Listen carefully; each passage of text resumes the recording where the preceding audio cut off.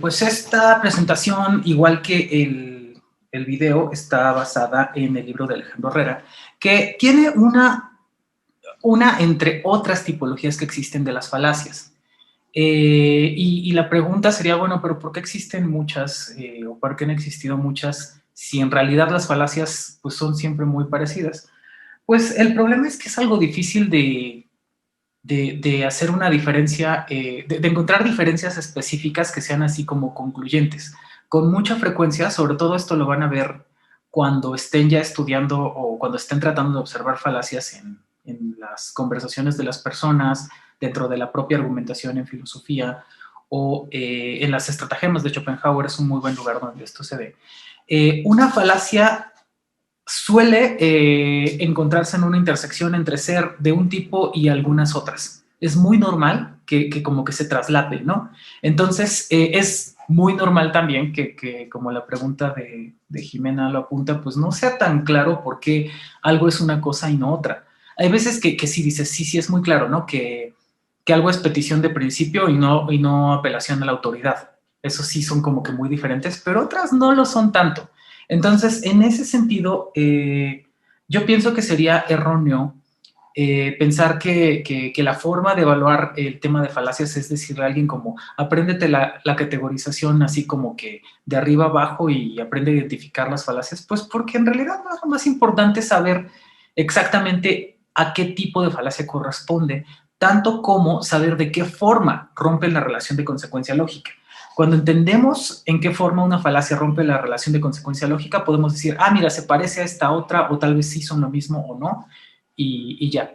Pero es muy buena la pregunta es muy buena la pregunta de Jimena, porque, pues porque sí, porque es parte de entender cómo se rompe la relación de consecuencia lógica nos ayuda a tener unos ciertos esquemas, ¿no? Y esa es la razón por la que hay tipologías de falacias. Tratamos de esclarecernos cosas. Pero bueno, muy en breve, lo que yo les digo normalmente es, pues mira, esta tipología es la que más me gusta, es como que está muy bien ordenada, pero difícilmente podríamos decir que es así súper clara o que es concluyente o que es la que todo el mundo debe usar. Eso es complicado. Y sí, como dice Eric, se ve muy cool cuando peleas por internet con las personas que le digas, no, usted hizo una petitio principi, no vale la pena hacerle caso, algo así. Ok, entonces hay algo muy importante que ver en esta presentación, en el video y en todo lo que les compartimos, que es que las falacias se dividen fundamentalmente en dos tipos, formales e informales. En adelante, en esta presentación vamos a hablar de falacias informales. ¿Y por qué nos brincamos tan rápido lo de las falacias formales? Porque las falacias formales son algo que se ha escrito en símbolos lógicos y respecto a lo cual, en tanto que se ha formalizado, se puede, mediante una prueba, determinar si es válido o inválido. Entonces, eso es como que otra área completamente distinta dentro de la lógica, y que no tiene que ver con la teoría de la argumentación, porque demostrar que algo es un argumento válido en lógica, pues es algo apodíctico, es algo como que ya quedó establecido, no está en este ámbito. Entonces, de eso no vamos a hablar hoy. De eso vamos a hablar en algunas semanas, no en muchas, pero cuando ya estemos viendo elementos de lógica proposicional. Entonces, ahí van a estar las falacias formales. ¿Y qué son las falacias formales? Pues básicamente son argumentos truncos también, que no son válidos, ¿no? Eso lo van a entender muy a detalle en el futuro, pero por lo pronto nos enfocamos en las falacias informales, que son las que se suelen presentar en el lenguaje y que a veces, pues justo como evidencia la pregunta de Jimena, pues son difíciles de esclarecer cuál es cuál, son incluso a veces difíciles de detectar, ¿no? Porque involucran muchas más cosas que el ámbito meramente lógico. Lo que mencioné yo en el video, que tal los recuerden, es que involucran aspectos de semántica y pragmática, que hacen las cosas bastante más complicadas. Muy en breve, semántica. ¿Qué es semántica? Semántica se refiere al significado de los términos y cómo los usan las personas. Y pragmática se refiere a cómo en un contexto los términos pueden tener una función. Entonces, una distinción semántica nada más muy sencilla es, por ejemplo, un mismo término puede tener distintos significados, la equivocidad. Tienes diablo, que es mi favorito, que tiene como muchos sentidos. Diablo puede referirse a una entidad demoníaca, se puede referir a una cosa que utilizas para colgarte del poste de luz y robarte la energía eléctrica, se refiere a una cosa que utilizas para transportar objetos pesados de un lugar a otro, se refiere a un postre, es un tipo de helado, ¿no? Al que le ponen chile y así. ¿Y qué otro diablo hay?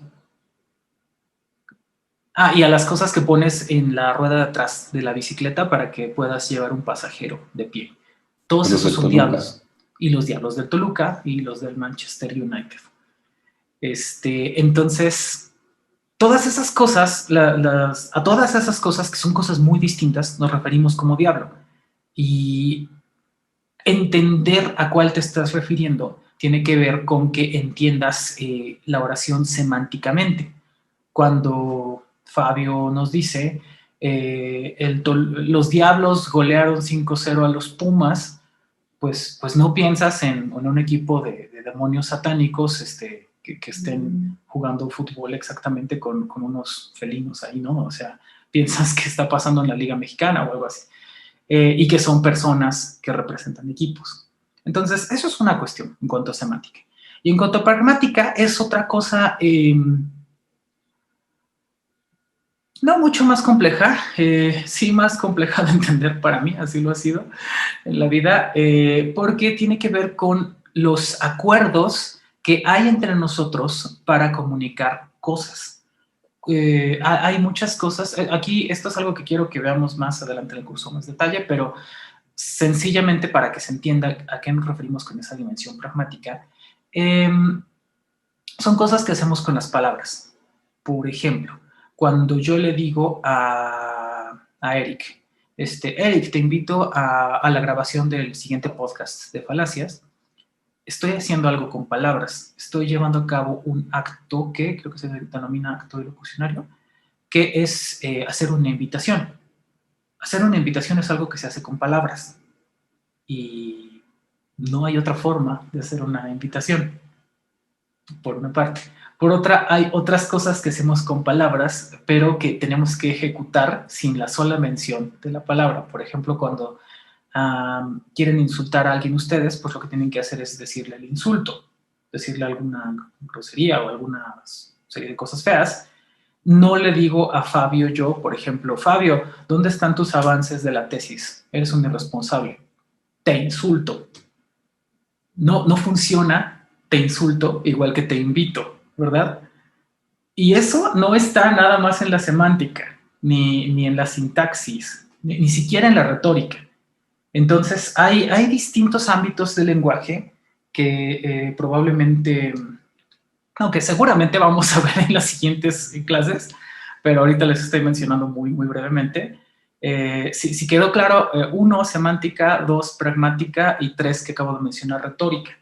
La retórica tiene que ver con las formas en las que hablamos con la idea de, bueno, lo que se dice tradicionalmente es con la idea de persuadir, pero no necesariamente, tiene una dimensión estética más amplia. Porque, por ejemplo, ¿qué cosa es una figura retórica? Una figura retórica es un ardid, vamos a decirlo así nada más, es un ardid de lenguaje que utilizamos para causar un efecto estético distinto a lo que estamos diciendo. Piensen en un poema, ¿no? De Edgar Allan Poe, cuando dice, al abrir la ventana de mi alcoba, entró volando un cuervo majestuoso que sin siquiera mirarme altivo como un noble, en un busto de palas que está sobre la puerta se fue a posar. Y en inglés es mucho más bonito, por supuesto. ¿Y qué es lo que está diciendo? Está diciendo, entró un cuervo por la ventana cuando la abrí y se paró en la estatua que tengo ahí. Y claramente la forma con el lenguaje aderezado, los recursos estilísticos que utilizas y otras cosas, hace que una forma de decirlo sea bella y la otra sea pues chafa. Entonces hay muchos aspectos que conforman el lenguaje distintos de los meramente lógicos a la hora de argumentar. Y todos esos aspectos están involucrados cuando la gente utiliza un argumento falaz. Entonces, cuando nosotros vemos una presentación de falacias, o incluso cuando leemos el libro de Alejandro Herrera, que se me hace buenísimo, porque sus ejemplos son muy contextuales y muy reales, incluso en esos casos parece que se queda corto, porque vemos el ejemplo y decimos, esto está bien menso, ¿quién se va a dejar engañar por alguien así? Por alguien que diga algo así de chato, ¿no? De obviamente falso. Pero, pues no, pero estamos nosotros en nuestro diván filosofando y de pronto suena la puerta y son los testigos de Jehová, o por inbox nos llega un amigo que nos va a ofrecer Herbalife o algo por el estilo, y no es tan así de fácil. O sea, esas argucias retóricas, pragmáticas, esos trucos semánticos, hay muchísimas cosas por las cuales es más complicado y con respecto a las cuales tenemos que entrenarnos bien en filosofía para pues no caer tan fácil, número uno, y número dos, y la que más me preocupa, para no hacerlo nosotras como personas que estudian filosofía. Que nos engañan porque nos vendieron retórica, dices, bueno, va, pero que lo hagamos nosotros, ok, eso sí nos puede preocupar mucho. Pensando en qué cosa es la filosofía, ¿no? O sea, porque si pensamos que es la filosofía, no se preocupen, va a haber una clase de esto más adelante, pero en este semestre sí quise empezar con falacias, sobre todo para que pudiéramos llevar a cabo las actividades que ya estamos llevando a cabo, que son el concurso de calaveras falaces, por ejemplo, y otras cosas. Número uno y número dos, para tener la problemática antes de aventarles lo que según yo es el conocimiento. O sea, no va a ser así. Pero en fin, todos estos aspectos que involucran el lenguaje y las interacciones entre las personas, pues son mucho más complejos de lo que podemos estudiar nada más con la visión de la estructura de las falacias. Entonces, es muy importante que tengamos claro el modelo simple para después poder reconocerlo en situaciones complejas. Esa es la estrategia. No es tanto como que nos aprendamos, esta es este tipo de falacia, ad baculum, ad populum, el que tú quieras, tanto como que podamos reconocer de qué forma lo que está diciendo una persona rompe la estructura de consecuencia lógica o es una apelación a otras cosas, ¿no? Bueno, aquí voy a seguir avanzando y tal vez ahorita podemos hablar un poco más al respecto, pero quería hacer ese paréntesis de cómo es más complejo el estudio del lenguaje de lo que la lógica por sí sola alcanza a ver, y pues tenemos que tener noción de eso. Algunas personas, las más puristas de la lógica, me dirían no, porque entonces vas a estar en otro ámbito distinto de la lógica y tu curso es de lógica, pero esto les dice mucho de la idea que tengo yo y que tenemos las personas que me apoyan dando este curso de cómo hay que estudiar lógica en filosofía. Si estudiamos lógica en filosofía por la lógica en sí misma, estamos haciendo algo legítimo, porque la lógica es un área de la filosofía que justificadamente estudiar formalmente es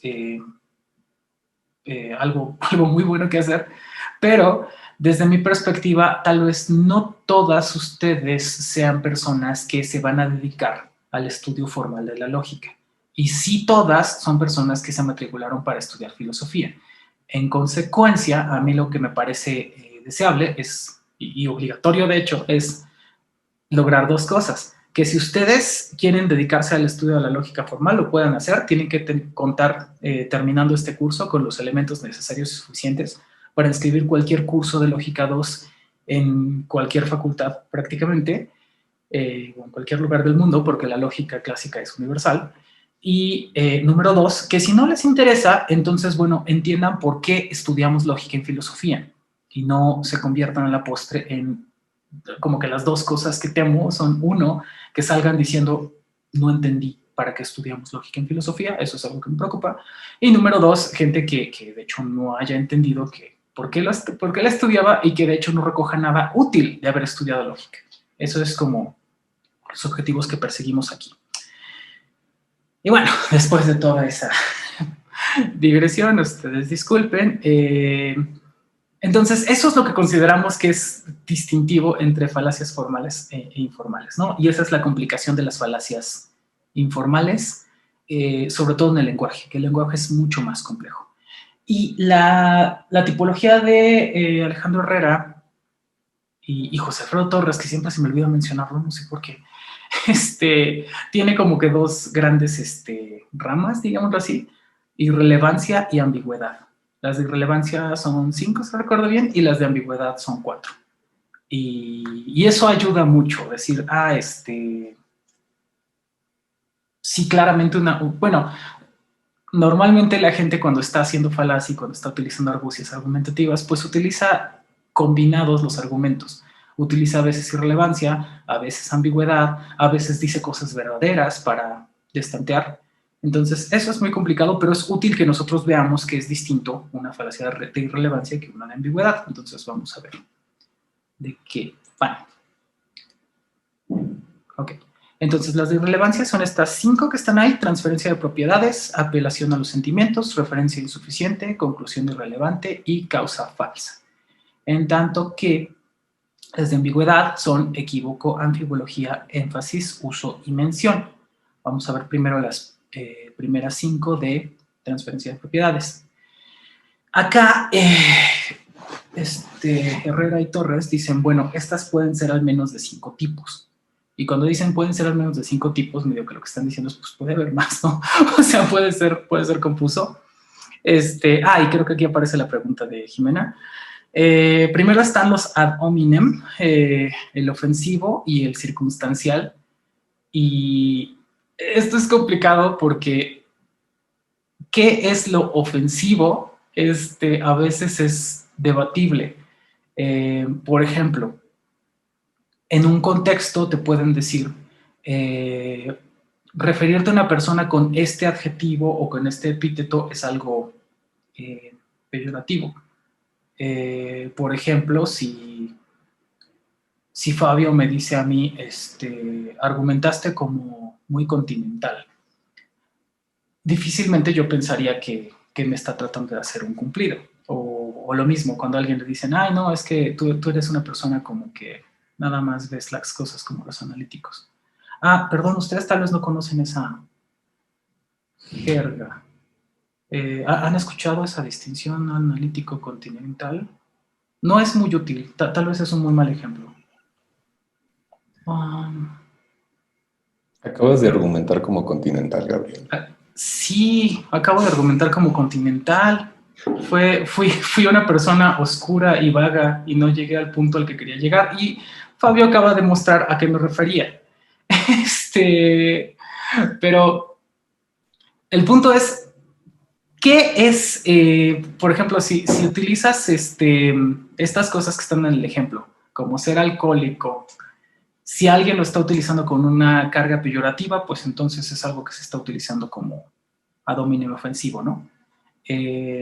Pero pues no en todos los contextos eso es un insulto. De hecho, pues está como que incluso de mal gusto decir, oye, el alcoholismo no es para andar ofendiendo a la gente, es cosa seria, es un problema que tienen las personas.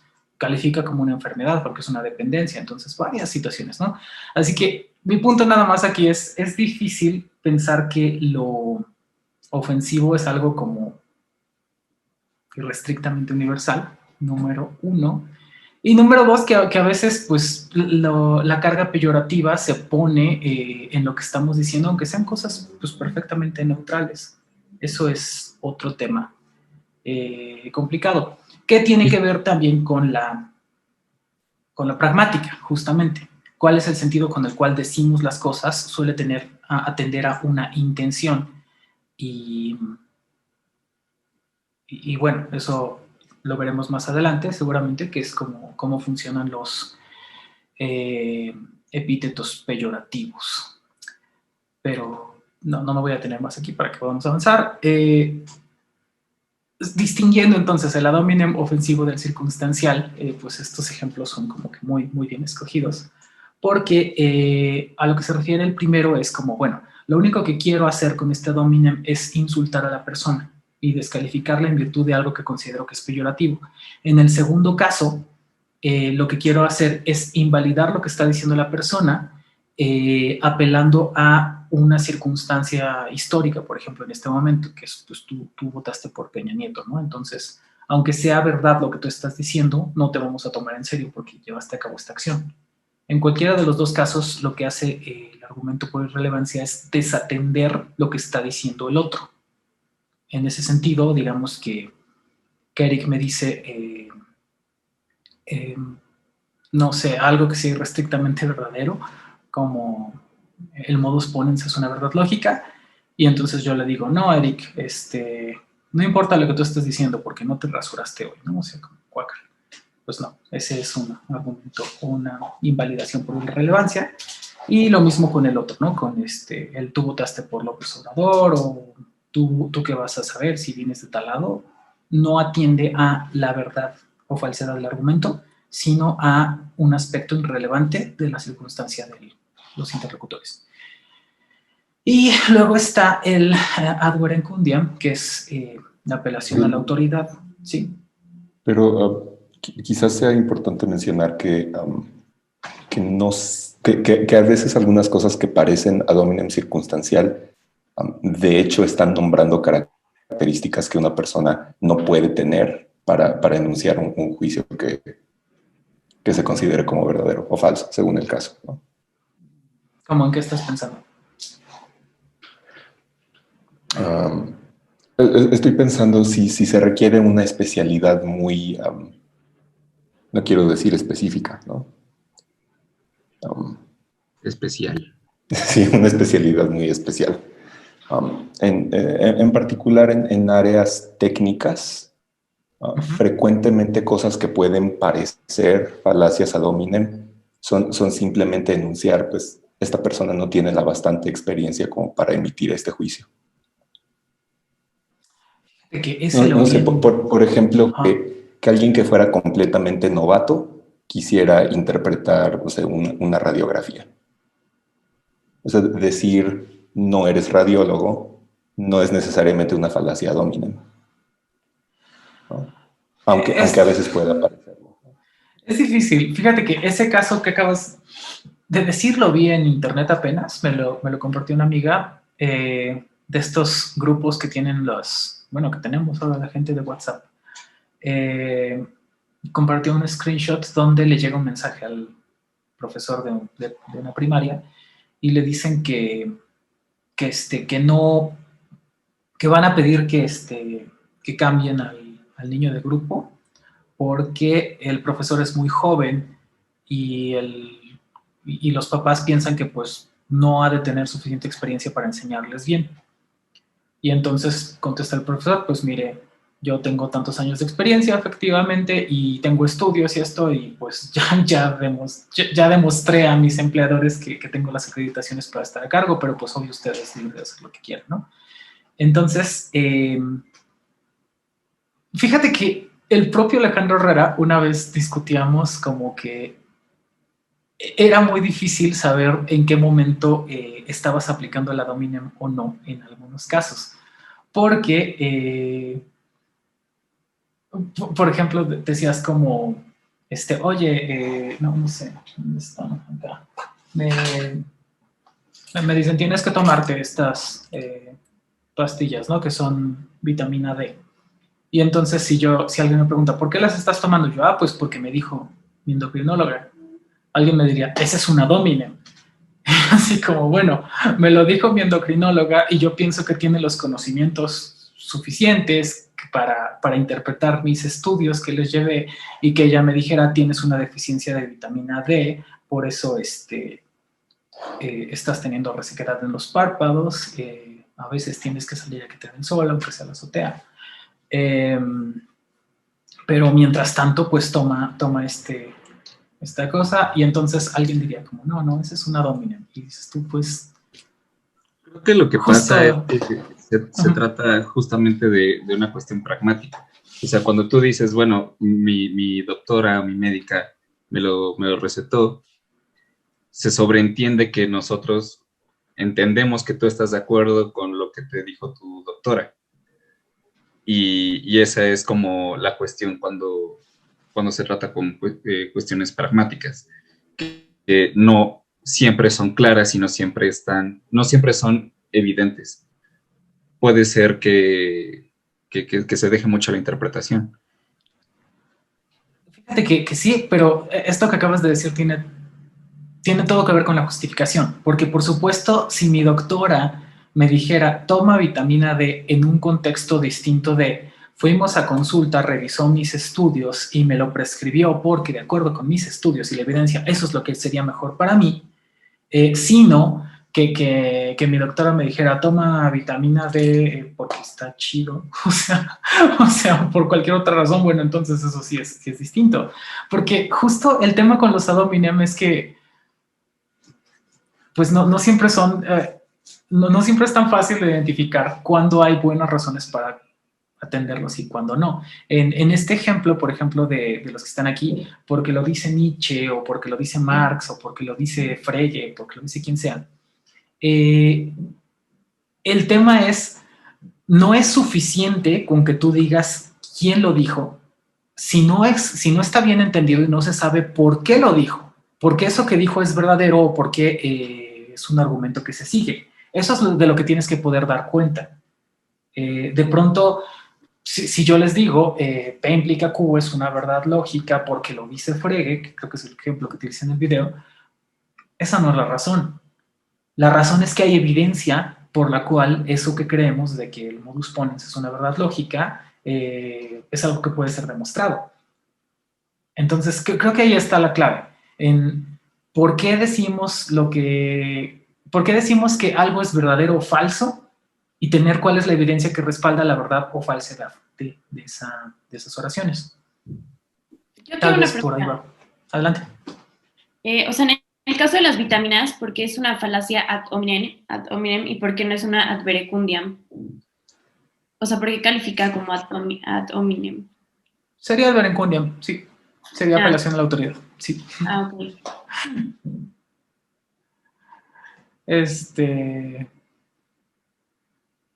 Bueno, entonces, es complicado, otra vez, lo verdaderamente relevante entonces es saber cuándo estamos diciendo algo que es válido, verdadero o falso, o cuándo estamos diciendo algo que es válido o inválido. Y cuando estamos diciendo que algo es verdadero, poder dar cuenta de las razones por las cuales decimos que eso es verdadero. Por supuesto... Diego tiene participación. Diego, adelante. Perdón. Diego. Sí. Muchas gracias. Yo nada más tenía la duda de esto que están diciendo. ¿El ad populum entonces entra dentro del ad verecundiam? Sí, justamente. Ok, gracias. Y el ad populum es todavía más complicado en una sociedad como la nuestra, donde existe la idea de que las decisiones tomadas democráticamente son las correctas o las más justas. Es complicado, porque sí, siempre es más fácil con ejemplos históricos. Hace algún tiempo, ustedes eran muy jóvenes, tal vez no lo recuerden, pero cuando Enrique Peña Nieto llegó a la presidencia, algo que se decía mucho es como, es que hizo un fraude. ¿Por qué? Porque hizo un fraude. Pues porque compró los votos, ¿no? Como que sobornó a la gente dándoles cosas y hizo una campaña como que por mucho tiempo y medio que les lavó el cerebro. Esto, bueno, eso lo creo, pero eso es distinto de que de hecho hiciera un fraude con los votos. O sea, que la gente hubiera votado por alguien más y hiciera trampas. Son dos argumentos muy distintos. Si lo que estás diciendo es utilizó herramientas ilegítimas para convencer a la gente de que fuera y votara por él, pues es muy triste, pero creo que ni modo. O sea, porque sí, al menos yo y otras personas más tenemos la idea de la gente sí votó por Peña Nieto. La mayoría de las personas sí lo hicieron, por razones malas y peores tal vez, pero sí fue así. Si les preguntamos, ¿por qué vas a votar por él? Pues porque es guapo. O por cosas bien locas. Y entonces alguien te dirá, eso estuvo mal. Y dices tú, pues sí estuvo mal, pero yo no le puedo decir a mis vecinos, tu voto no vale porque las razones por las que votaste por Peña Nieto son erróneas. Tienen derecho a votar por quien quieran, por las razones buenas o malas que se les den las ganas. Entonces, es difícil ubicar eso, pero bueno, sí, con respecto a tu pregunta, el ad populum es una forma de ad verecundiam que funciona así, que es esto es lo correcto porque lo hace la mayoría. o porque la mayoría lo cree. Y pues es algo malo. Ok, gracias. Sí. Si la mayoría lo creyera y tuviéramos razones para pensar que es algo correcto, diciendo, bueno, pues eso es otra cosa, es muy distinto, ¿no? Pero tienes que tener los dos. Y bueno, entonces llegamos a división y composición, que creo que era la pregunta de Jimena. División es, pues, más o menos sencillo, creo.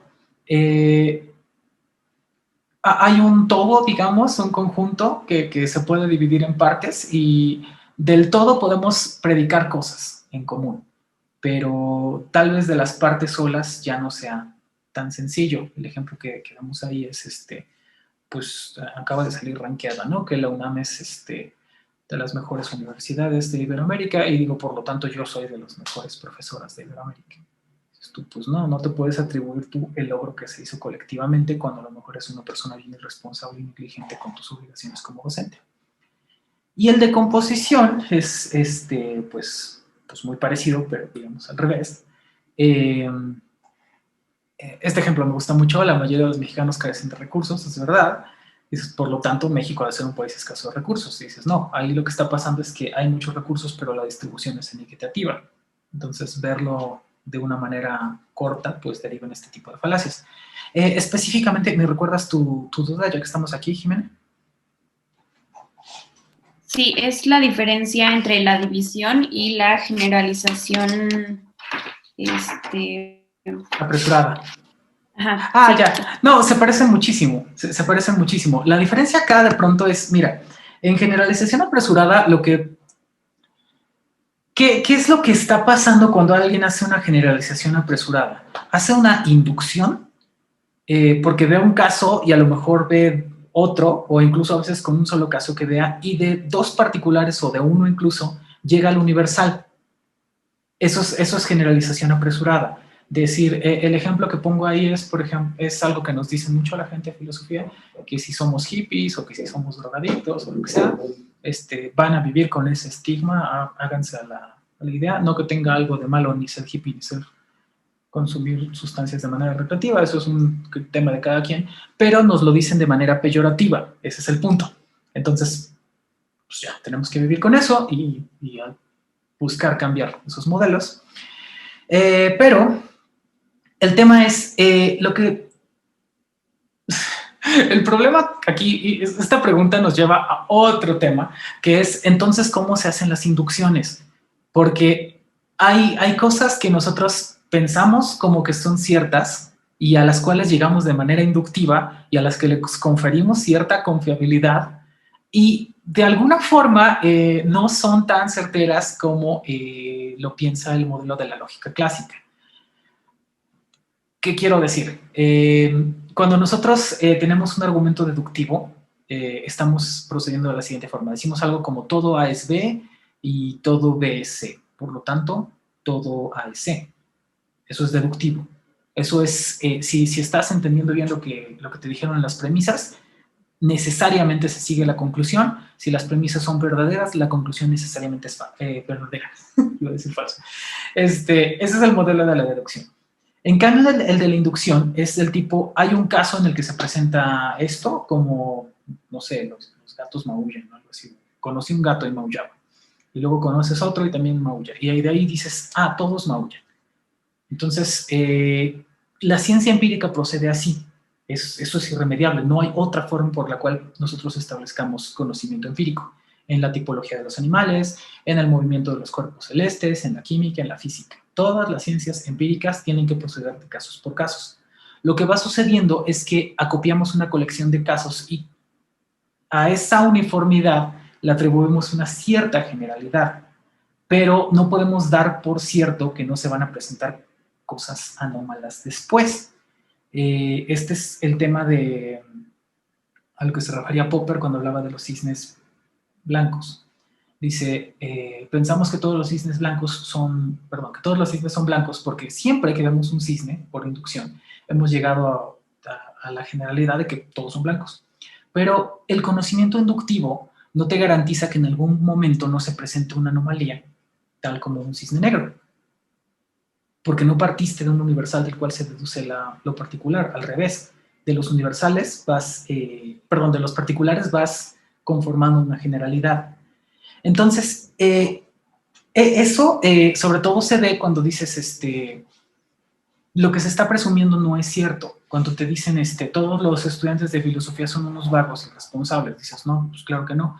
A lo mejor tú conociste a alguna persona que te decía que hacía filosofía y a lo mejor esa persona estaba matriculada en filosofía. Y a lo mejor esa persona hasta llegó a dar clases en la facultad de filosofía, pero de que tú conozcas un caso, no se sigue que todos lo son.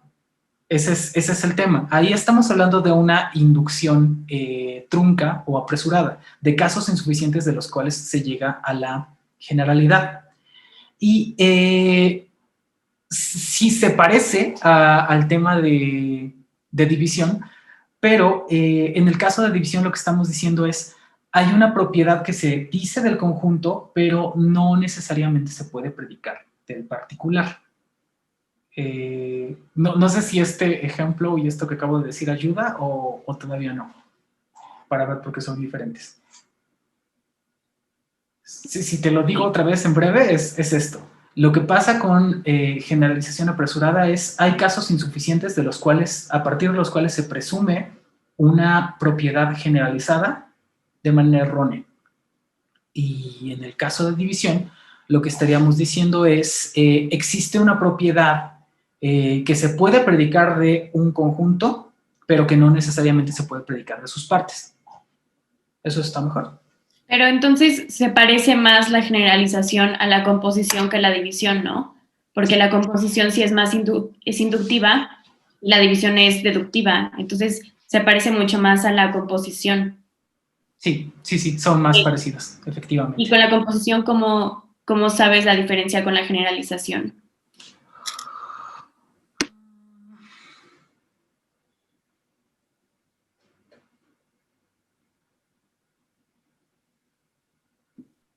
¿Puedo, Gabriel? Adelante, por favor, sí.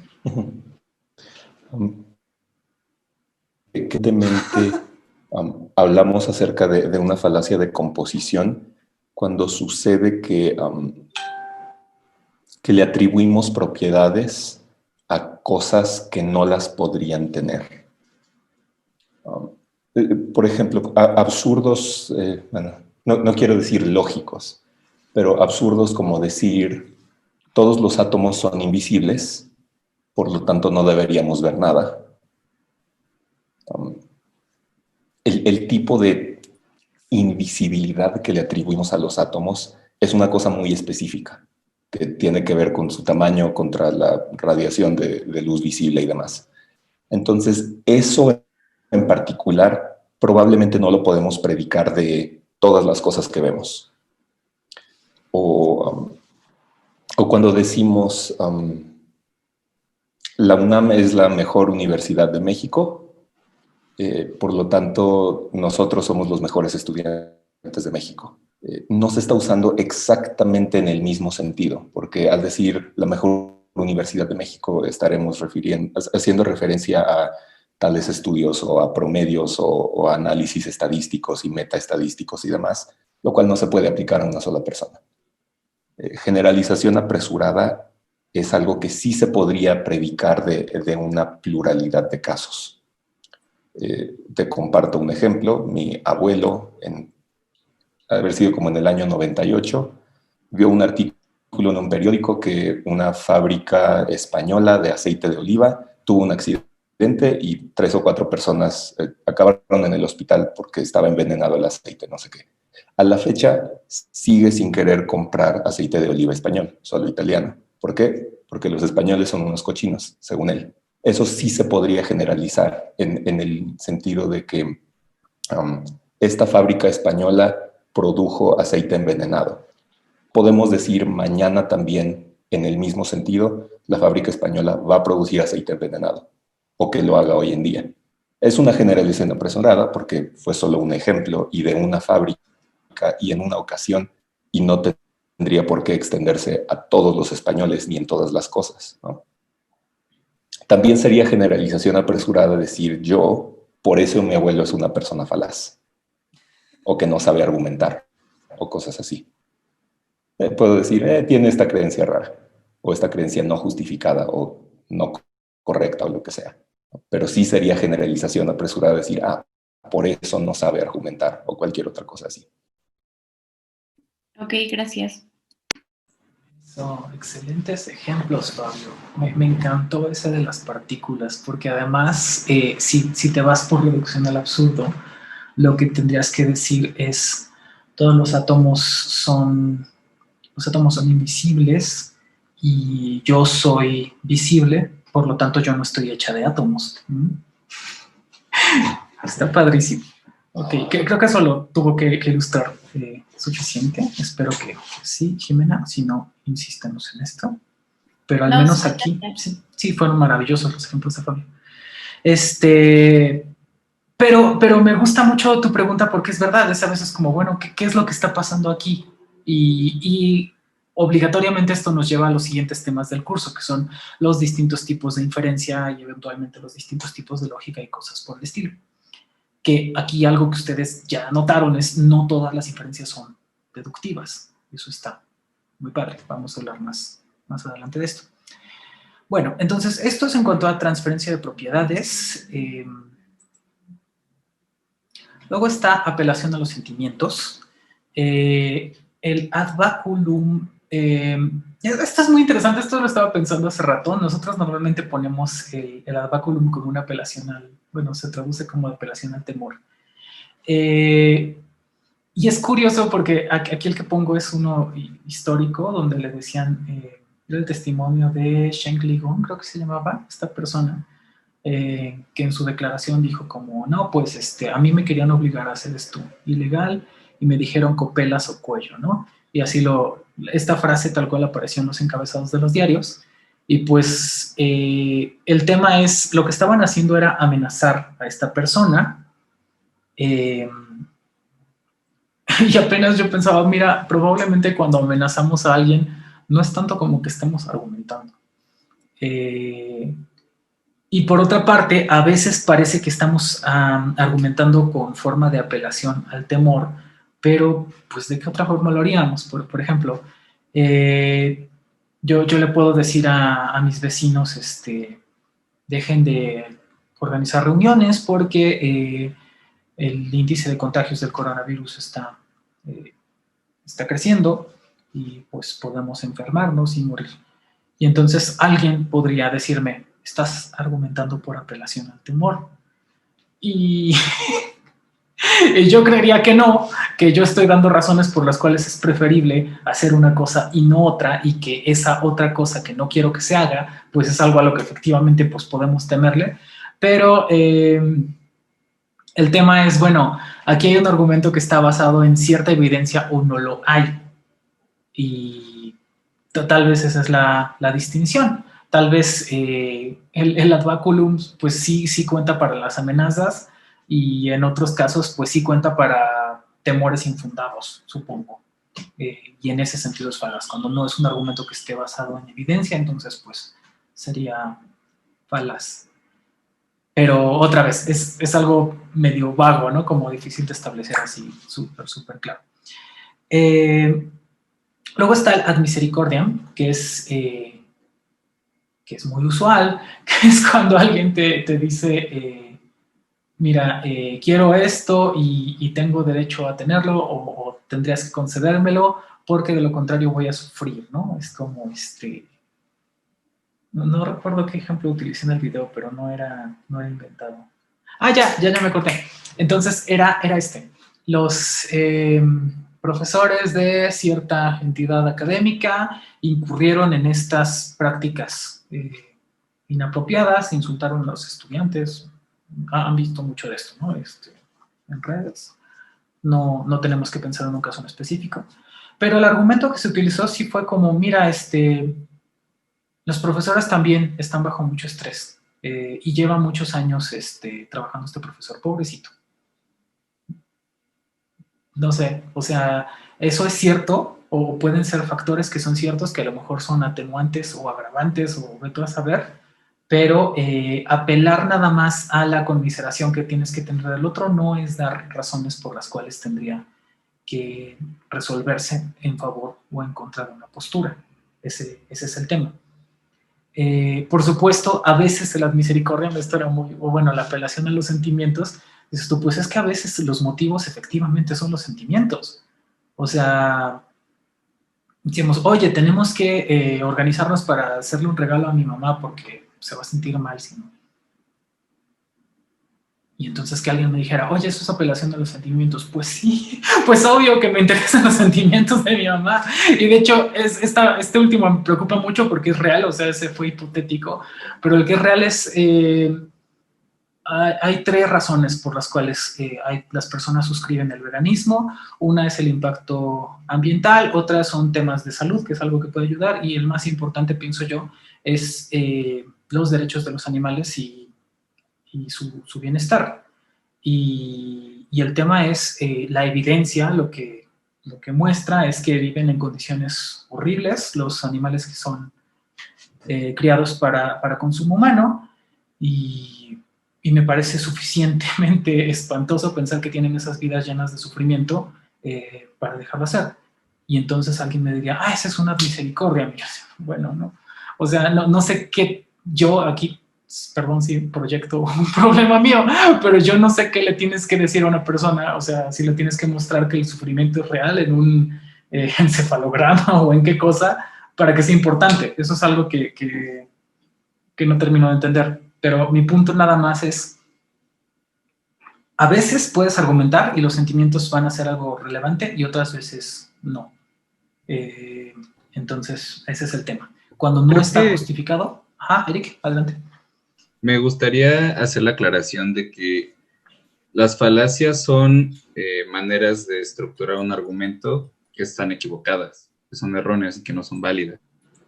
Pero eso no quiere decir que estén defendiendo conclusiones que de hecho no sean verdaderas.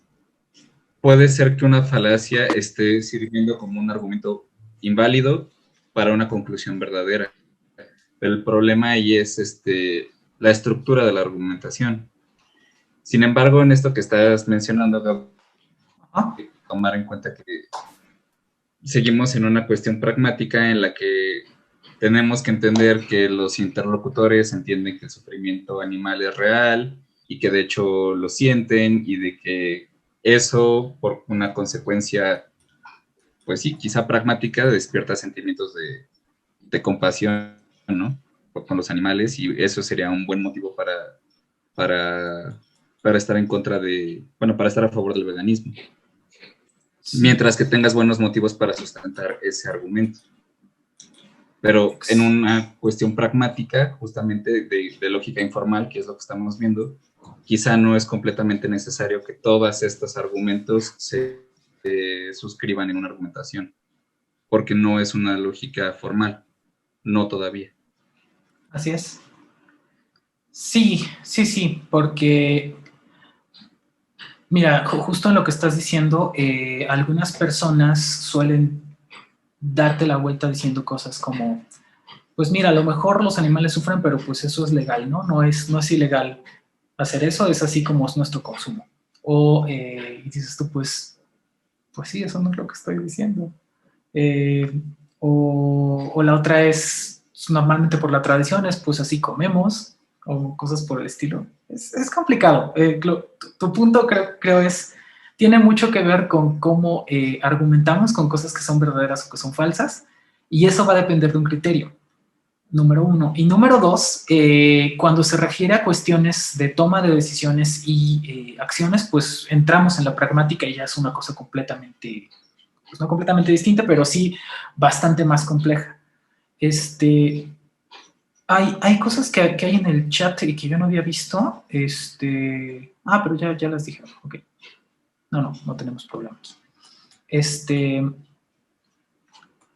Pero sí, el punto que tocas es crucial, porque una cosa es dónde empieza y dónde termina nuestra argumentación, y otra, qué relación tiene con las acciones que llevamos a cabo y nuestra toma de decisiones o incluso el establecimiento de nuestras creencias. Decía yo, cuando te hablan de esto es legal o no lo es, me llevo creo que el caso es análogo, entonces por eso lo traigo. Pues de hecho es del que les hablé en el episodio de podcast, ¿no? Que era si hacerle la tarea a alguien más es correcto o erróneo. Y lo que argumenta esta persona es, pues mira, es legal, no está haciendo algo que sea ilegal, ¿no? Nada en las leyes le prohíbe hacer la tarea. Esto, pues a lo mejor él no, pero las prácticas académicas suponen que haya un proceso que tiene que llevarse a cabo y varias otras cosas, y que tienen que ver con la ética antes que con la legalidad. Y tal vez esa es la cuestión de fondo. Dices tú, mira, pues sí, por supuesto que puedes seguir haciendo esto, pero lo que te estoy diciendo es invitando de pronto a pensarlo de una manera distinta. Creo que esa es la idea o al menos así entiendo esa postura del veganismo, de decirlo, sí, yo también lo concebí hace mucho tiempo, pero puede pensarse distinto y puedes de pronto invitar a la gente a pensar distinto. Porque la conclusión muy triste o lo que te dicen algunas personas es como, sí es cierto y sí sufren mucho, pero no me importa. Y dices tú, bueno, ahí ya qué haces, ¿no? Si no existe el vínculo de la empatía o algo por el estilo, pues ni hablar. Es ya muy difícil.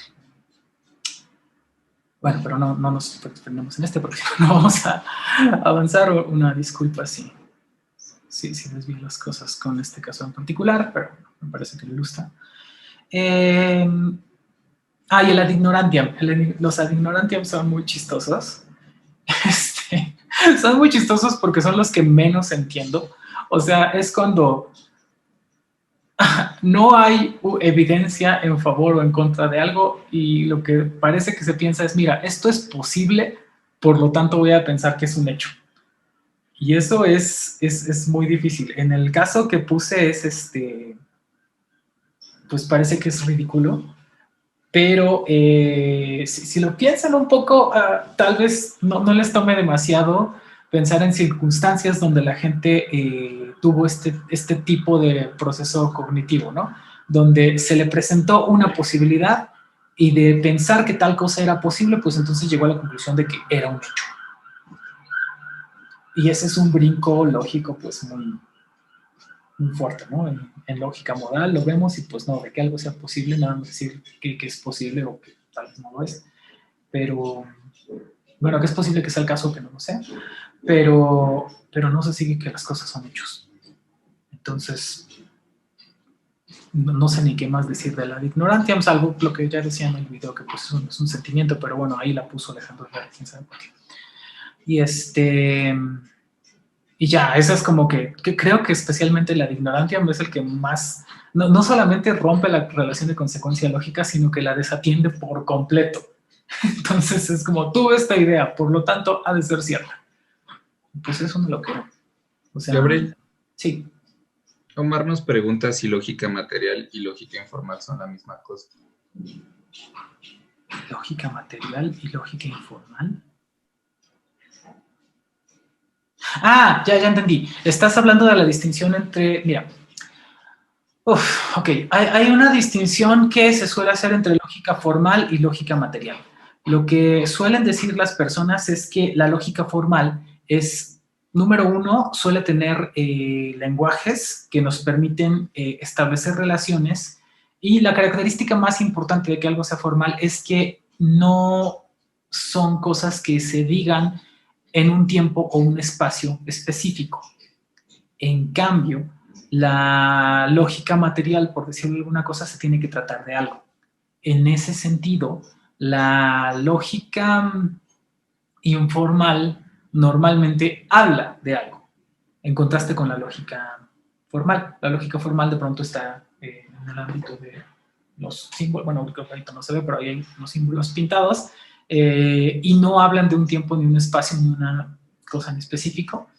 En cambio, todos estos ejemplos, normalmente para entenderse, pues sí tienen que estar tratándose de algo. Así que no diría que son exactamente lo mismo, pero son muy, muy cercanos o muy contiguos. Y todas las veces que tú estés hablando de casos, digamos, materiales, de instancias de falacias y prácticas argumentativas, pues estás en el ámbito de la lógica informal. ¿Qué es lo que hace que estés en la lógica formal? Que formalices. Y eso, espero que les guste, es hacia donde vamos en este semestre y sobre todo en el siguiente semestre que tenemos análisis en lógica de predicados. Y ya, pero sí es una distinción tradicional que se suele hacer, la idea de lógica formal contra lógica material, por decirlo de alguna forma. Ok.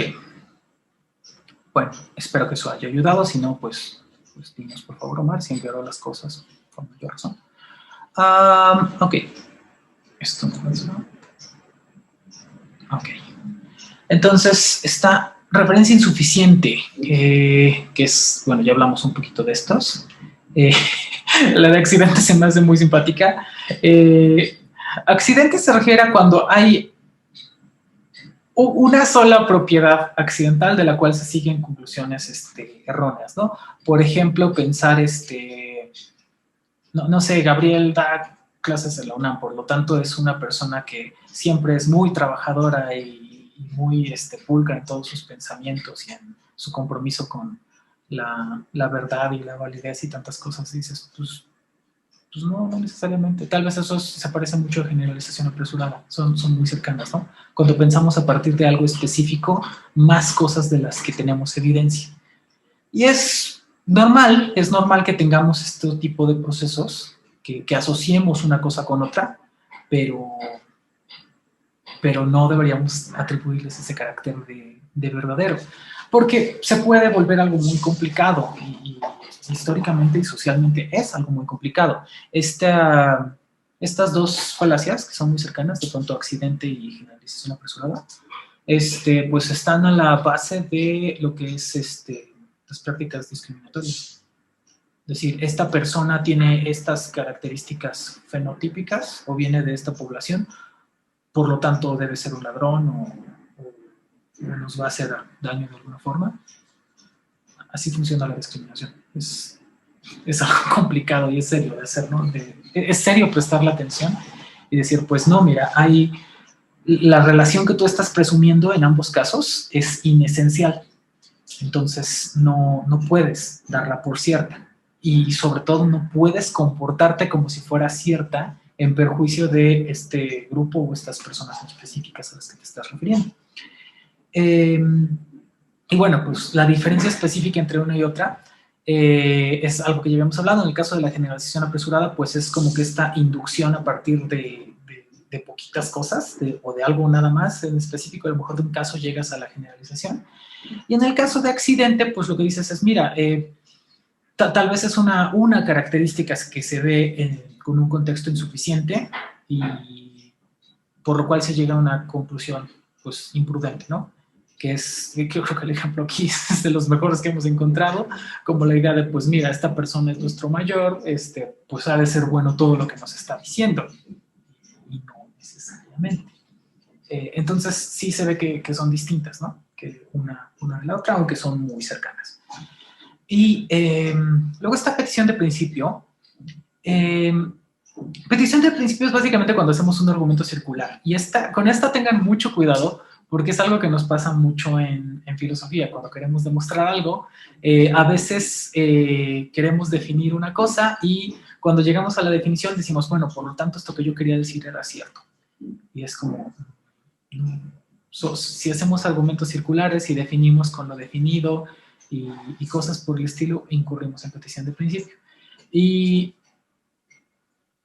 es algo con lo que hay que tener mucho cuidado, que no nos debe pasar, que sobre todo cuando no tenemos como que todavía tan claro cómo estructurar nuestros argumentos en una tesis que queremos presentar, es muy usual que aparezca petición de principio.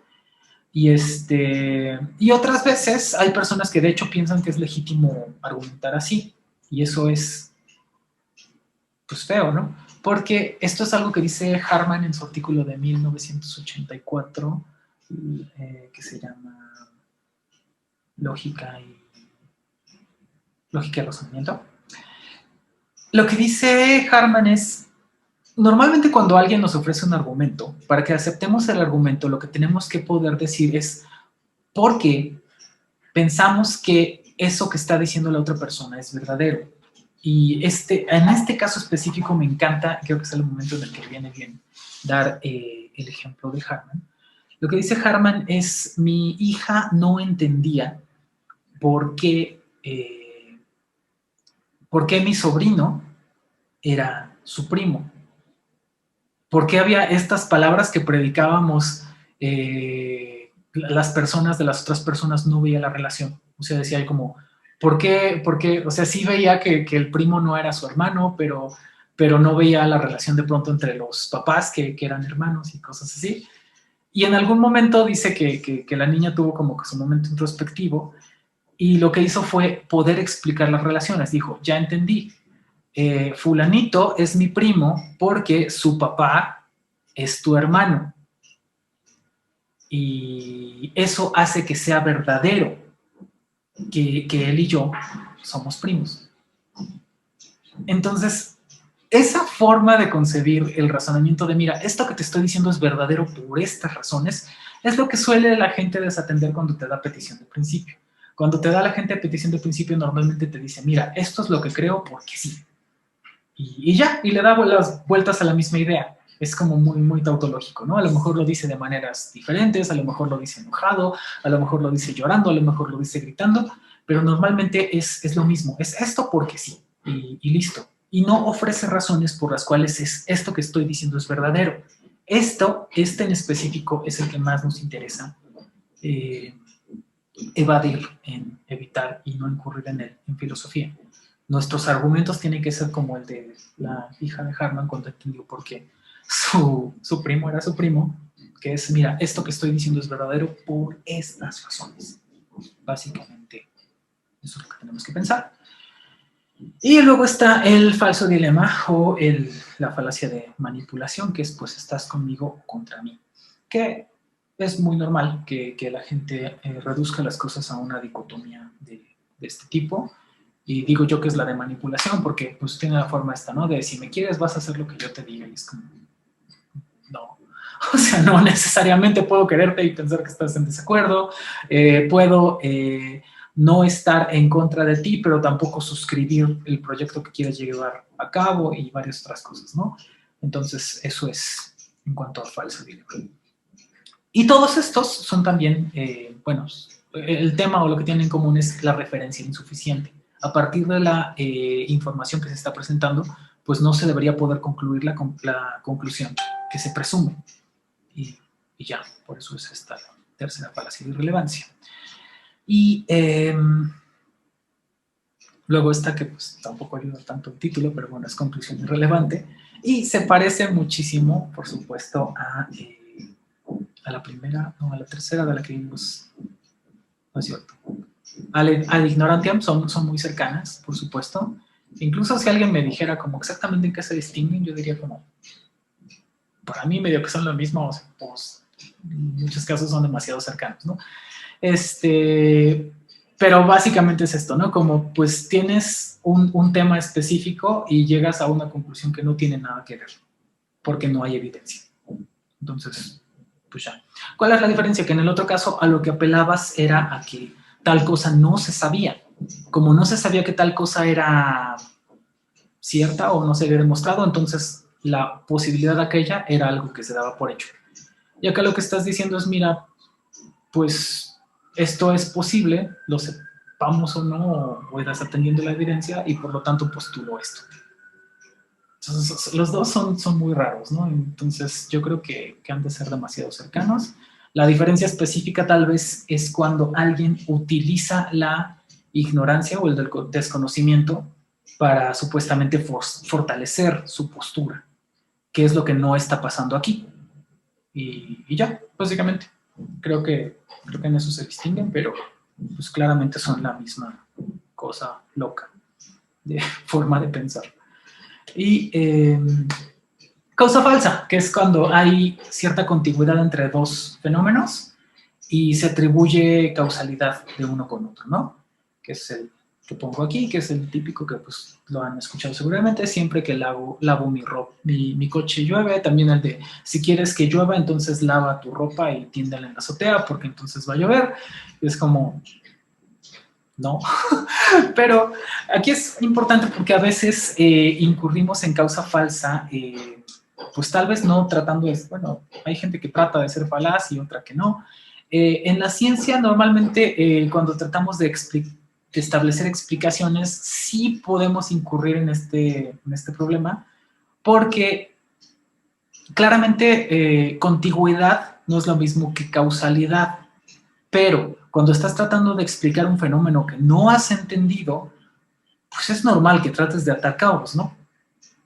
Entonces, sobre todo cuando tenemos explicaciones incompletas, es cuando más latencia de peligro hay para que caigamos en este tipo de falacia. ¿Qué es lo que hay que hacer? Bueno, buscar entonces la relación genuina o en la que haya mejor evidencia para poder presumir causalidad. Ese es el tema. Lo que dices es, mira, el ejemplo de el descubrimiento de Neptuno, si recuerdo bien, es se está presentando esta anomalía en las órbitas. ¿Qué lo puedo explicar? Pues que hay un planeta, ¿no? Eso es lo que postularon las personas. De esto les comparto un video, lo explico más a detalle. Pero el tema es, tienes que poder dar razones por las cuales estás postulando como probable esa causa que tú estás proponiendo. Cuando yo digo, siempre que lavo mi coche llueve, normalmente no doy otra cosa que la colección de casos donde eso sucedía. Porque es imposible, eso sí, que yo dé unas razones para pensar que hay causalidad entre un fenómeno y otro. Eso no va a suceder. Esa es la clave, yo creo, para identificar esa falacia. Y ya, básicamente. Y bueno, entonces esas son las 5 de irrelevancia. Y luego tenemos las 4 de ambigüedad. La primera es equívoco, que ya habíamos hablado de esta un poquito más temprano, cuando hablamos de que hay términos que de pronto tienen distintos significados. La equivocidad es una propiedad de los términos en el lenguaje. ¿Y por qué? Pues porque los términos son arbitrarios y convencionales. Entonces, así como utilizamos una palabra para referirnos a una cosa, la podemos utilizar para referirnos a otra. Y a veces sucede incluso que las utilizamos para referirnos a cosas que son contradictorias, lo cual es tremendo, ¿no? Un ejemplo es la palabra heurística. Heurística, una tradición de cognitivistas, la utiliza como sinónimo de irracionalidad. Se refiere a sesgos en la cognición que suceden porque tenemos ciertos procesos predeterminados para actuar, como digamos que ustedes van a entrar al metro, bueno, cuando íbamos al metro, y en vez de sacar un boleto, sacan las llaves de su casa y tratan de meterlo. ¿A alguien le ha pasado algo así alguna vez? A mí me pasó. Lo que dicen es, pues no es que tú pensaras que las llaves de tu casa abren el metro, sencillamente que no estabas pensando, que no estaban como conectado todo tu pensamiento, y de manera predeterminada utilizaste una heurística que resultó en esa conducta irracional. Así lo explican Kahneman, Tversky y otros cognitivistas. Entonces lo que dicen es, heurística es irracionalidad, porque es no pensar. Y otras personas como Gigerenzer o Atocha Liceda lo que dicen es, no, la heurística es esa direccionalidad que nos indica hacia dónde está el quid o la esencia, digamos, de una explicación cuando estamos tratando de dar cuenta de un fenómeno. Entonces es todo lo contrario, la heurística es racionalidad. Porque es como que algo que te indica tus propios procesos cognitivos de cómo puedes explicar un fenómeno que no entiendes. Y bueno, los dos son temas muy complejos, pero lo único que quiero ilustrar aquí es una misma palabra, heurística, significa cosas opuestas. Significa racionalidad para unos y para otros es irracionalidad. Y es así como, oigan, ¿no podíamos utilizar otra palabra distinta? Y pues sí podríamos, porque pues porque el uso de palabras es ilimitado, es arbitrario y convencional, pero normalmente las palabras pues sí se inventan arbitrariamente, pero suelen atender a una cadena causal por las cuales se empezaron a utilizar. Y pues sencillamente sucedió que hubo dos cadenas causales contradictorias que explican por qué la palabra se utiliza de una forma y otra, y ya. Y así sucede con nuestro lenguaje. Lo que dice esta parte del curso donde hablo de Wittgenstein es bien rara. Lo que dice Wittgenstein es normalmente el lenguaje en el que, bueno, que cada persona es, habita su lenguaje. No, lo que dice es, no, lo que dice, Cioran lo que dice es, la patria no es el lugar en el que habitas, sino el lugar en el que, el lenguaje en el que vives, cómo concibes el mundo. Y lo que dice Wittgenstein, que es muy cercano, es todo lo que pensamos lo pensamos en el lenguaje. Imprecisamente, por supuesto, las dos citas, ¿no? Y el tema de lo que dice Wittgenstein es, los lenguajes normalmente son, por decirlo así, vestigios de lenguajes del pasado, a partir de los cuales nosotros aprendemos a comunicarnos y que estamos reconstruyendo continuamente. Entonces, esas cosas son muy importantes pensarlas con respecto al fenómeno de la equivocidad.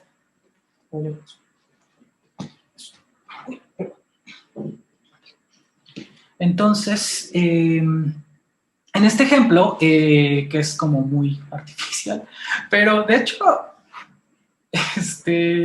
bueno, históricamente es muy, muy chistoso este ejemplo porque la primera premisa, la que dice la filosofía es más lo que ve más allá de lo evidente, es una frase que tomé de algo que les decía una persona a otros cuando les hablaba de lo que supuestamente es la filosofía. Y a mí me parecía muy chistoso porque decir que es más allá de lo evidente no es muy explicativo. Esa era mi objeción, ¿no? Y pues ya, por supuesto, con toda la sorna, dije, mira, lo que ve más allá de lo evidente es la espada del augurio. Si ubican todos que la espada del augurio es esta espada que tenían los Thundercats, que tal vez ustedes no conozcan. Pero bueno, era una espada que tenía una suerte de visión telescópica que le permitía a uno de los personajes ver cuando había problemas, ¿no? A través de ella. Y ya, entonces ahí se entiende o se malentiende ese ver más allá de lo evidente, que en el primer caso se refiere a un conjunto de aspectos disciplinarios como son la ética, la estética, la ontología, la lógica, y otra que no me acuerdo. Y con respecto a este objeto que tenía estas propiedades para avistar los problemas de forma telescópica. Entonces, claramente son dos cosas distintas. Y en el ejemplo, por supuesto, está hecho con sorna, pero es bastante normal que la gente se escude en la equivocidad de los términos para inferir mal, que pues en el caso de la falacia, cuando es un accidente dices, mira, es normal que haya un malentendido. Sobre todo esto nos podría pasar mucho cuando estamos aprendiendo un idioma. Imagínate una persona que está tratando de aprender español, o ni siquiera que está tratando de aprender español, que está tratando de adaptar su español a otros tipos de español. Esto le pasó a nuestro amigo Dave. Dave era un ex profesional muy querido, que viene de Colombia. Y cuando llega a México tiene varios problemas por que los términos son equívocos y se utilizan de forma diferente. Entonces, en Colombia le decía a su cinturón la reata. Decían, la prenda que utilizan o el accesorio que utilizan para sujetar su pantalón, para tenerlo fijo y correcto, pues es una reata. Y acá de pronto llega y dice, no, pues es que tengo la reata floja. Y todo el mundo así como, no, por Dios, ¿qué está pasando? Y Dave no entendía nada. Entonces fue como, aquí significa otra cosa lo que dijiste y no lo digas. Y así, ¿no? Entonces es muy usual. Este recurso se utiliza, si recuerdan el tema de calaveras falaces, decíamos pues que se puede utilizar humorísticamente la falacia y es súper, súper, súper socorrido para los chistes esta forma del equívoco. Entonces, ahí tiene un tip para su tarea. Gabriel, y Y para los albures también, casi todos los albures son equívocos. Así es, básicamente. Entonces, pues es algo muy usual, ¿no? Que utilizamos a veces de manera intencional y a veces accidentalmente. Fíjense, con el tema de los albures, ya que lo mencionaba Fabio, así como le pasaba a Dave, yo la mitad de mi vida yo creo que no he entendido el tema de los albures. O sea, cuando ya hay una convención, cuando alguien me puede advertir como, decir esto es un albur porque tal cosa, ok, ya puedo evitar decirlo o decirlo intencionalmente en un contexto de broma. Pero he llegado a la conclusión de que la mitad de mi vida no me enteré de muchas cosas que la gente me estaba diciendo. Chale. Bueno, entonces, ok, sigamos. Eso es en cuanto a ambigüedad, equivoco específicamente. Y luego anfibología. Anfibología es súper chistoso, porque a lo que se refiere es a un orden sintáctico desafortunado que da un significado distinto al que quiere dar, ¿no? El ejemplo que ponemos es: todos los hombres son hijos de una mujer. Pues si lo leemos de alguna forma en el sentido de que pues todas las personas tienen una madre, pues dice sí, respectivamente cada uno, ¿cierto? Pero esta forma de decirlo no es suficientemente específica, porque alguien podría malentender que todos, absolutamente todos los hombres son hijos de una única mujer. Como caben las dos lecturas, entonces decimos, bueno, esto es ambiguo, se podría incurrir en esa anfibología. Y pues están estas otras, ¿no? Que estaban también en el video de se vende barbacoa de hoyo de borrego, o se vende chocolate de la abuelita caliente y cosas así, ¿no? Que dices, puedes mejorar la estructura sintáctica de lo que estás diciendo porque se pueden entender otras cosas. Y parece que se presta nada más para el humor o cosas así, pero no. En sus trabajos, filosóficamente, se van a dar cuenta de que un orden sintáctico puede favorecer la claridad de lo que ustedes están diciendo. Entonces, préstenle muchísima atención a esto. Porque si se puede entender algo distinto de lo que tú querías decir, entonces esa estructura sintáctica no te ayuda. Busca otra. Eso es muy importante. Tomen nota en esta, es importantísimo. Y bueno, énfasis, este es súper chistoso. Tiene como que muchas, en este en particular, decía, no se entiende por escrito. Justo aquí se ve, si está escrito, de hecho no hay como, no sucede la ambigüedad. Vean el primer enunciado, dice, Dios es eterno y los hombres no, son mortales. Esa coma te dice claramente que esa cláusula de ser mortales se está predicando de los hombres, que los hombres no son mortales. En cambio, en la segunda frase, Dios es eterno y los hombres no son mortales, que no esté esa coma, lo que sugiere es que se está aseverando que los hombres son eternos también, o al menos que son inmortales. Entonces, esto también considérenlo muchísimo para cuando ustedes están escribiendo. El truco normalmente es escriban y luego lean en voz alta lo que escribieron, para asegurarse de que es lo que mejor da a entender lo que ustedes quieren decir. Porque es muy desafortunado que no sé, que te digan que tu ensayo estuvo mal o algo por el estilo por algo que ni siquiera querías decir. Entonces, mucho cuidado con eso. Y otra cosa en la que se puede presentar, otra vez también fonéticamente, es con respecto a la entonación. Cuando hablamos con ironía, por ejemplo, o cosas por el estilo. Cuando yo digo, Ben es el mejor gato, el gato que mejor se porta en el mundo, ¿no? Sí, es un angelito tremendo.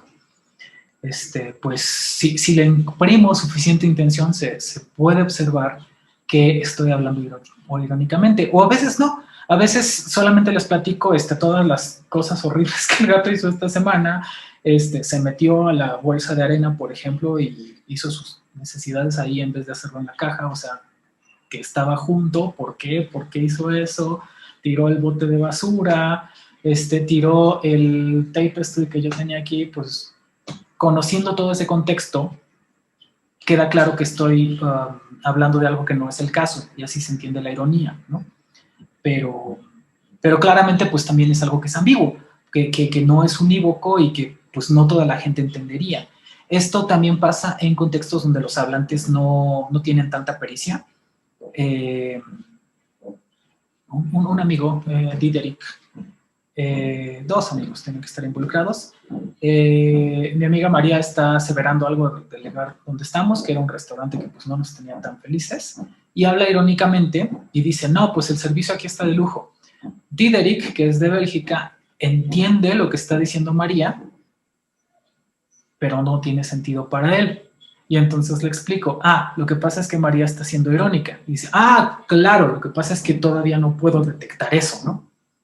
Entonces eso lo explica muy bien. Y entonces dice, sí, está bien chafa esto. O sea, es como, vale. Y pues más o menos así funciona. Y esto es muy, muy usual en nuestras prácticas argumentativas. Y pues claramente no es algo meramente lógico, ¿no? O sea, es como más complejo. Porque aquí ya no estamos hablando nada más ni de sintaxis semántica, retórica o pragmática. Estamos hablando hasta de fonología o una cosa por el estilo, de la entonación. Entonces, es complicado. Pero bueno, mucho ojo con eso. Y el otro es descontextualización. Pues que no estés hablando de un tema que es equivocado, ¿no? Como, ¿cuáles son los vicios en la sociedad? Esto me encanta. Marx dijo que la religión es lo que el pueblo. A veces cuando esto pasa, lo que sucede es que estamos de pronto tal vez muy despistadas en una conversación, ¿no? Creo que es todo lo que puedo decir. Les podría, si me acuerdo de casos en donde eso me haya pasado, que estoy fuera del contexto de la conversación, pues pasa que no has entendido de qué está hablando la gente y pues tratas de aportar, pero pues no hay consecuencia. En este caso, tal vez semántica, porque no estás atendiendo al tema que se está discutiendo, sino que dices otra cosa que no tiene nada que ver. Entonces, pues eso es lo que sucede. Y por cierto, va muy de la mano del equívoco, porque aquí lo que se está confundiendo es vicios, vicios entendido de adicciones tal vez, como la adicción al alcohol o algún tipo de sustancia, y con la metáfora que hace Marx con respecto al opio, porque pues la religión no es una sustancia que altere el sistema nervioso de las personas, pero él está haciendo esa metáfora. Entonces aquí se está confundiendo una cosa por la otra. Y tómenlo muy en cuenta, ese es un problema cuando utilizamos metáforas, sobre todo cuando estamos escribiendo filosofía. De pronto nos podemos caer en la tentación de decir, voy a utilizar aquí una metáfora porque pues, es persuasivo, ¿no? Va a quedar bien bonito, se va a ver más padre. Sí, es lícito utilizar una metáfora para ilustrar, pero tienes que tener el cuidado de explicar de qué se trata tu metáfora. Porque si nada más avientas la metáfora y no dices de qué se trató, pues no te va a entender la gente. Justo como está pasando aquí, que es alguien no entendió el contexto en el que se estaba hablando, básicamente. Y por último, por último, no avanza. Cosa. Ahí está. Uso y mención. Creo que es sobre la denotación de Bertrand Russell, que espero que leamos más adelante en el semestre. Russell establece la diferencia entre hacer uso y mención de una palabra. Cuando escribimos, sobre todo, es muy claro. Por ejemplo, ahí está escrito ¿se escribe así? ¿Qué va ahí? Mira, no sé. Creo que está mal escrito. O tal vez está bien, no tengo idea. Pero está, si estoy bien o mal, bueno, ahorita lo vemos, pero está entrecomillado.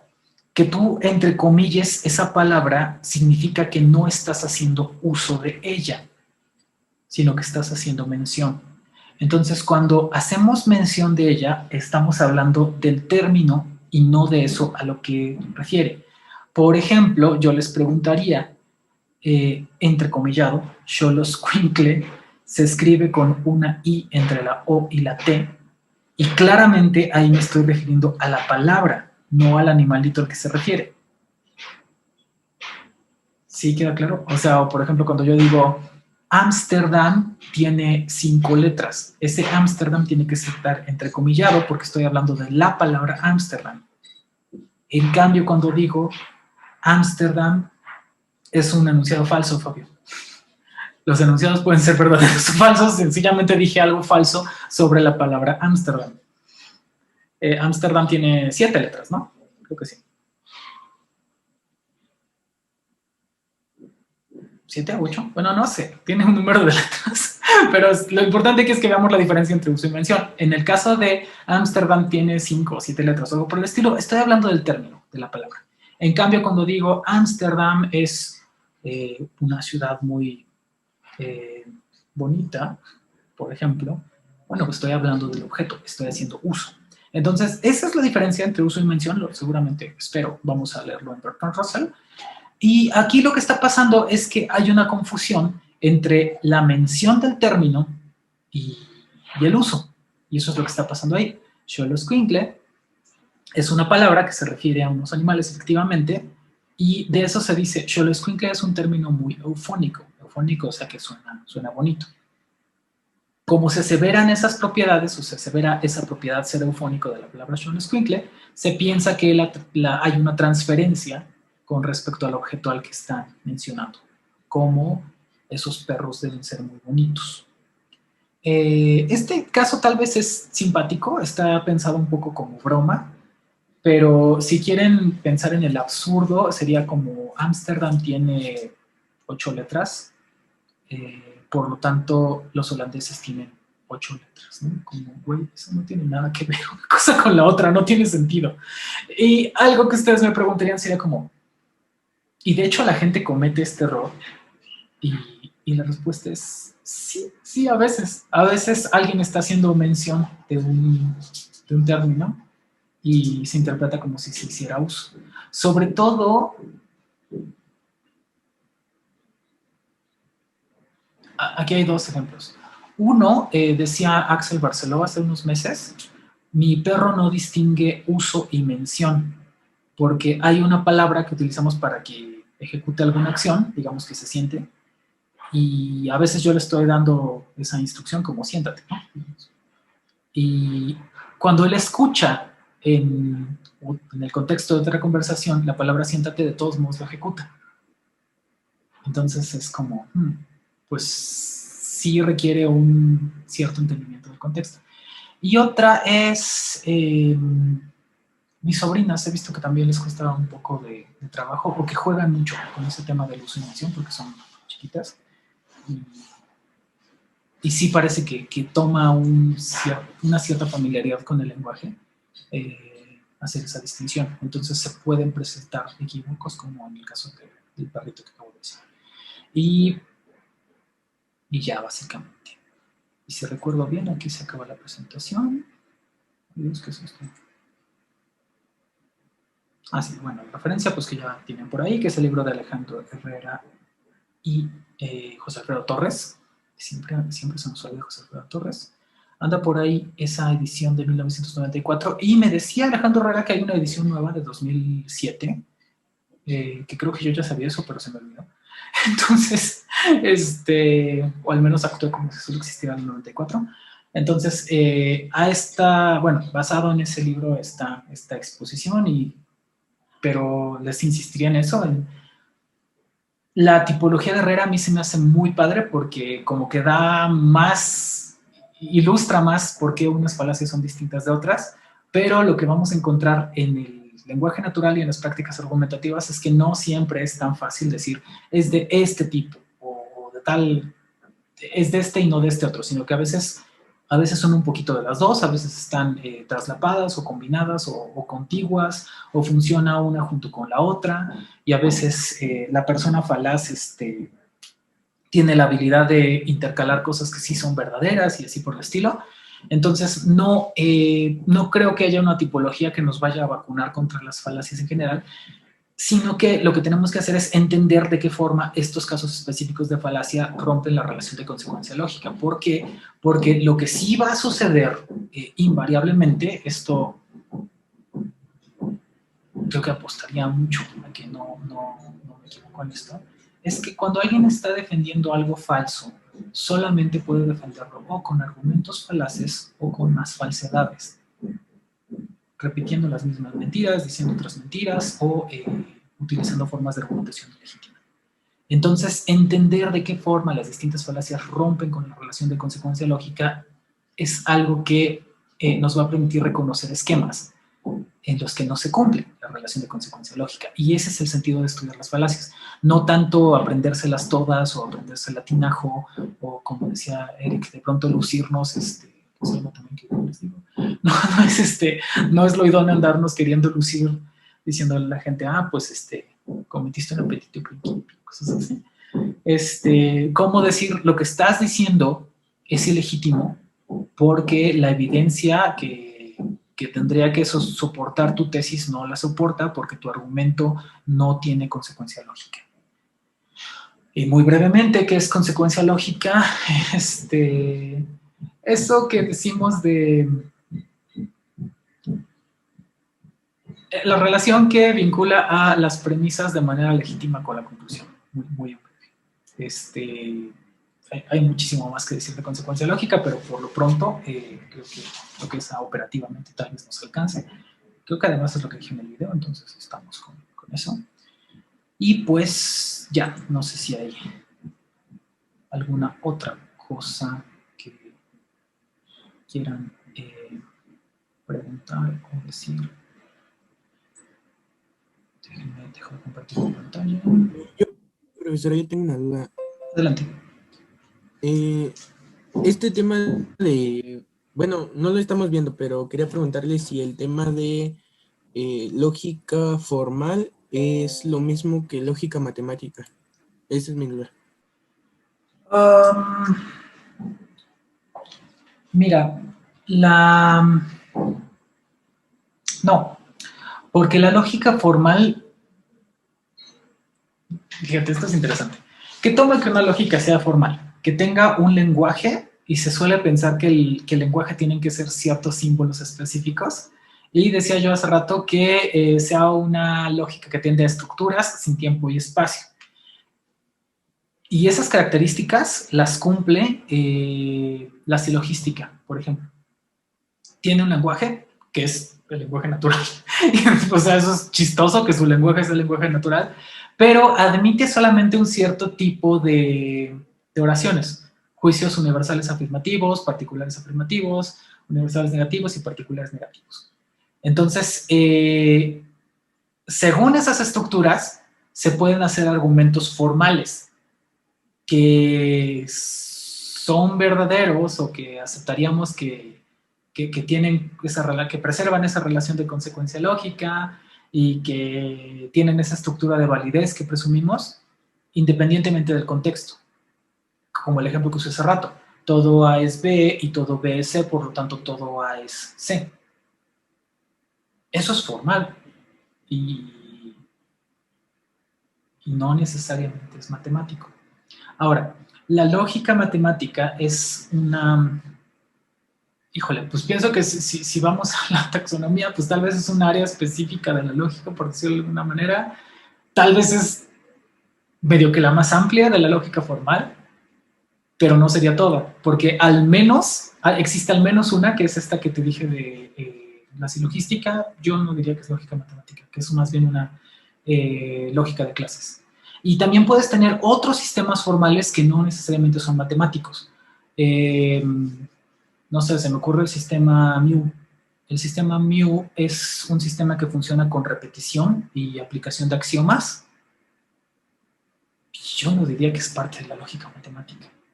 Entonces, parece que son muy cercanos, pero no son exactamente lo mismo, porque al menos puedes tener un caso en donde hay lógica que es formal y no es matemática.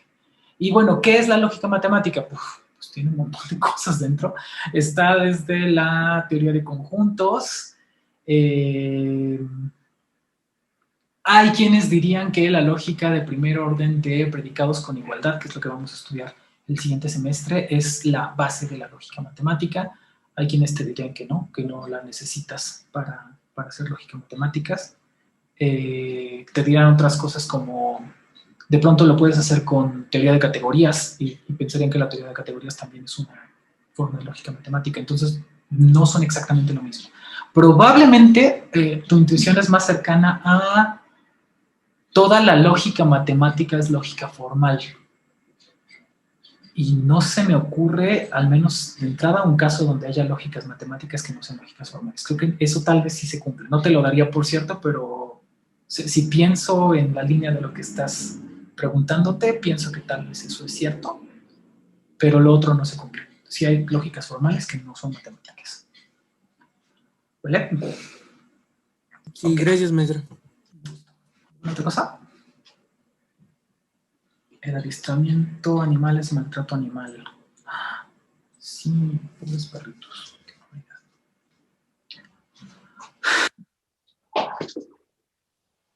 Ah, mira, escribieron más falacias aquí.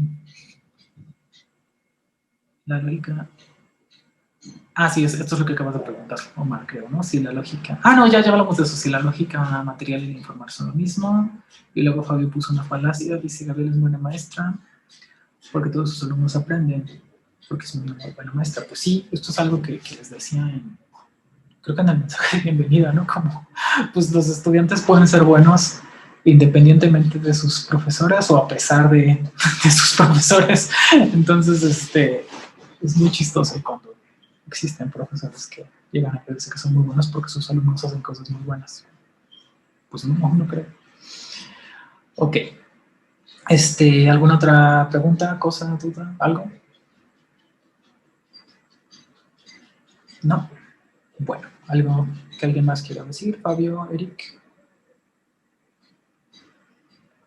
No, bueno, entonces el viernes nos vemos otra vez. Bueno, recuerden que esta sesión fue grabada, entonces va a tener una emisión mínima seguramente y la vamos a poder compartir para quienes no tuvieron oportunidad de estar o por si ustedes quieren volverla a ver o lo que sea. Número 1. Número 2, el viernes tenemos también sesión, va a ser una exposición sobre la arterística de Schopenhauer, entonces es algo que tienen que ver. No todo el libro de arterística, solamente la introducción, hasta donde empiezan las estratagemas. Ya cuando empiezan las estratagemas, bueno, puede ser que les resulte divertido. Si quieren pueden leerlas todas, pero si no, con que lean 2 o 3 van a ver más o menos de qué va el asunto. Y también vamos a hablar sobre el mismo Schopenhauer y los límites de la misoginia, ¿no? Está por ahí el artículo también en el Classroom, por si quieren verlo, va a estar ahí la exposición. Y ya, eso, también esa sesión se va, sí, también esa sesión se va a grabar y la pondremos disponible para que la puedan ver por si no pueden asistir. Y ya, creo que es todo. Recuerden que hoy es el día límite, si recuerdo bien, cuando tienen que mandar su calavera falaz. Entonces, si no lo han terminado, pues terminen ya. O sea, no sufran tampoco demasiado. Lo más fácil es que utilicen una falacia de equivoco. O sea, como que así está más o menos sencillo. Número 1. Número 2, en el tablón van a estar apareciendo las otras tareas que vienen porque pues, tenemos que ir ya avanzando con la evaluación para que no se nos cargue el trabajo a nadie. Hacia el final de semestre, sí, como MP3, por favor. Creo que lo establece la convocatoria. No te preocupes, Alan. Si tienes problemas con el envío, no sé, Eric, que les mande algo, adjuntía lógica, supongo, a ver si les pueden ayudar. A lo Yo mejor tengo una podría forma, ser bueno. Diego. Gracias. Yo lo grabé con las notas de Keep de Google. Luego ese archivo lo bajé y en un convertidor, así en internet le puse convertir archivo. Decía, el archivo en este caso era 3GPP a MP3 y ya lo convertí, pero me refiero, o sea, cualquier archivo que se tenga, si puedes en internet convertir tal formato a MP3 te sale. Entonces, sí.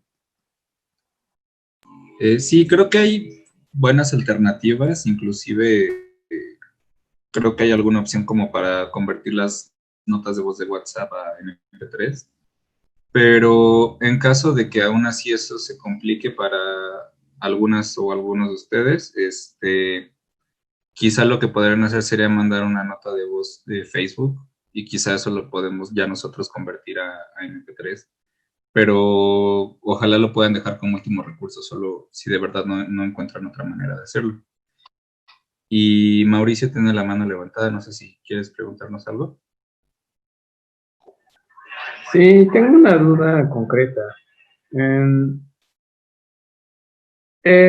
Bueno, escuché hace unas horas, hace unos minutos, que dependiendo del contexto, tanto pragmático como epistémico, se puede decir que la validez o la veracidad de un argumento y que cumple con la consecuencia lógica. Mi pregunta es, cuando hablamos de principios morales o ya cuando metemos principios morales, ¿también se puede seguir esta misma consecuencia lógica o ya tendría otro caso? Esa es mi pregunta. Sí, lo que estás preguntando es si hay cosas que son admisibles en un contexto social, digamos, y en otro no. La respuesta es sí, porque, bueno, si eso estás preguntando, si estás preguntando eso, entonces puedo abundar. Más o menos estoy preguntando eso.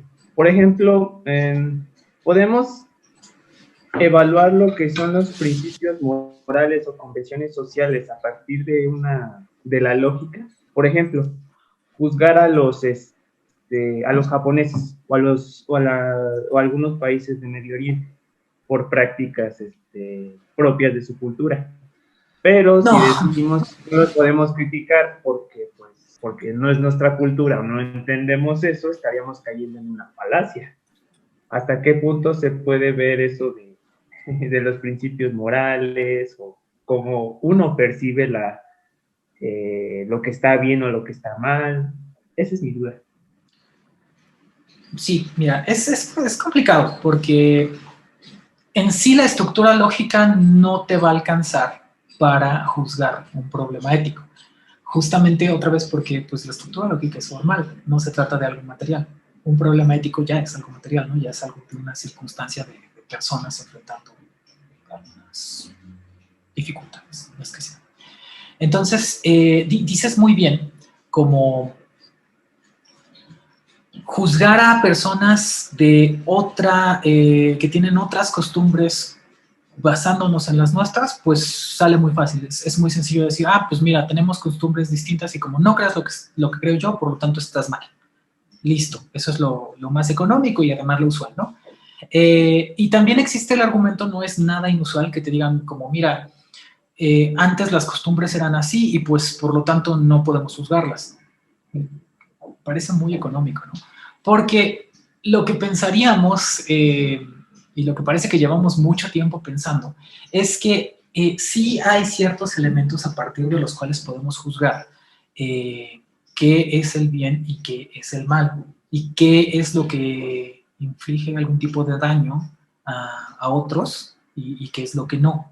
Y de pronto por ahí va, por ejemplo, es algo muy chistoso que sí, siempre lo jalo para acá porque me digo qué es lo que estoy pensando, pero además porque son ejemplos sencillos, creo yo. Me decía alguien, no, lo que pasa es que ustedes, las personas que andan con eso del veganismo, lo hacen nada más porque es moda. Decía yo, pues, no, te puedo decir que sí, tal vez hay gente que lo suscriba solo porque es moda, porque lo hace Ariana Grande, por ejemplo, porque Ariana Grande es vegana, entonces yo también quiero ser vegana. Y dices tú, pues mira, si lo hicieran, no me parecería mal. Me parece que tal vez no son malas razones, pero el resultado, la acción es buena.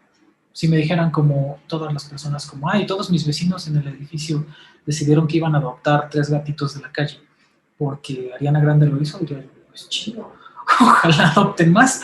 O sea, parece que el argumento es ilegítimo, pero dices, porque es una dominem o una apelación al algo, pues pero el resultado me gusta, ¿no? O sea, eso no es un problema.